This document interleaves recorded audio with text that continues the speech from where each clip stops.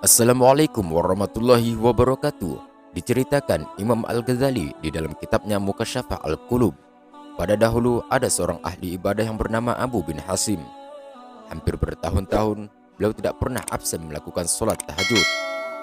Pada suatu ketika saat hendak mengambil wudhu untuk tahajud, Abu dikagetkan oleh keberadaan sesosok makhluk yang duduk di bibir sumurnya.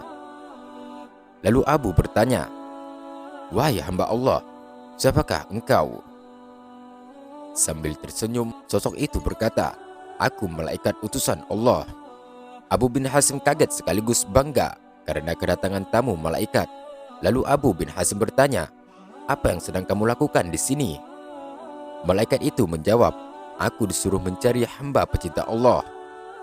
Melihat malaikat itu memegang kitab tebal, Abu lalu bertanya, "Wahai malaikat, buku apakah yang kau bawa itu?" Lalu malaikat itu menjawab, "Ini adalah kumpulan nama hamba-hamba pecinta Allah."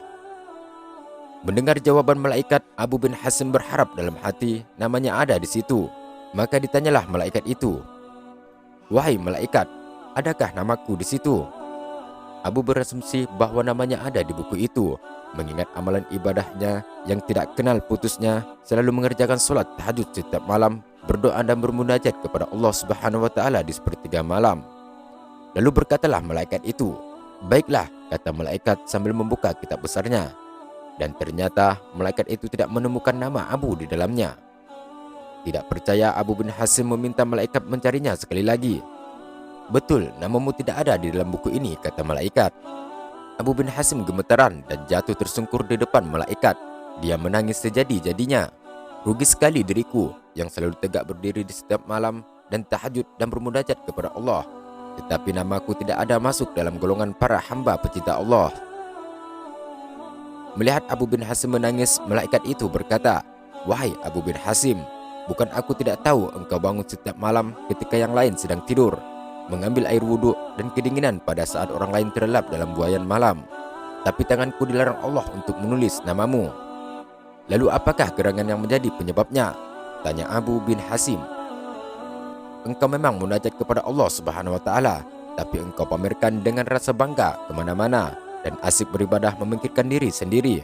Di kanan kirimu ada orang sakit atau lapar, tidak engkau tengok dan beri makan.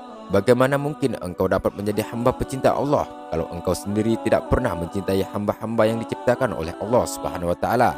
kata malaikat itu. Abu bin Hasim pun kaget bukan main. Dia tersadar hubungan ibadah manusia tidaklah hanya kepada Allah semata, tetapi juga sesama manusia. Subhanallah, sahabat beriman, ibadah adalah tugas utama yang harus dijalankan manusia ketika diciptakan oleh Allah Subhanahu wa taala. Ibadah merupakan bentuk ketaatan sekaligus perwujudan cinta seorang hamba kepada Khalidnya. Tentu seorang hamba yang rajin beribadah hanyalah mengejar ridho Allah semata.